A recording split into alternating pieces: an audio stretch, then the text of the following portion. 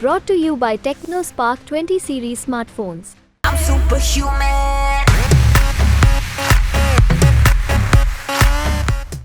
मेरा अपना आकलन है कि 4 जून के बाद इनकी सरकार नहीं बन रही, मोदी सरकार नहीं बन रही। दोस्तों, अगर मैं गलत हूं तो मेरे को बताना, हरियाणा में इनकी सीट कम हो रही है, राजस्थान में कम हो रही है, कर्नाटक में कम हो रही है, दिल्ली में कम हो रही है, बिहार में कम हो रही है, महाराष्ट्र में कम हो रही है, कर्नाटक में कम हो रही है, बंगाल में कम हो रही है, झारखंड में कम हो रही है। बढ़ कहां रही है? यूपी में कम हो रही है। बढ़ कहां रही है? बढ़ एक भी जगह इनकी सीटें नहीं बढ़ रही हैं।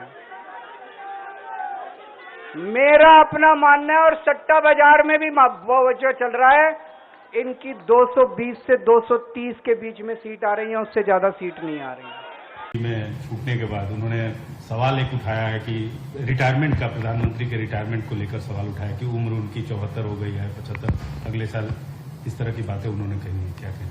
देखिए, इस देश की जनता पूर्व हो, पश्चिम हो, उत्तर हो, दक्षिण हो या नॉर्थ ईस्ट हो, हर कोने में मोदी जी के साथ प्रचंड समर्थन के साथ खड़ी है। इंडिया अलायंस के जितने भी चट्टे बट्टे हैं, वो सभी को मालूम है कि हम 400 पार करने जा रहे हैं। मोदी जी तीसरी बार इस देश का प्रधानमंत्री बनेंगे, इसलिए इस प्रकार की भ्रांति फैला रहे हैं। मैं देश की जनता के सामने स्पष्ट करना चाहता हूं कि भाजपा के संविधान में ऐसा कोई प्रोविजन नहीं है। मोदी जी ही 29 तक नेतृत्व करेंगे और मोदी जी ही आने वाले चुनाव का भी नेतृत्व करेंगे। इंडिया अलायंस के लिए कोई अच्छा समाचार नहीं है। उनको खुश होने की जरूरत नहीं है।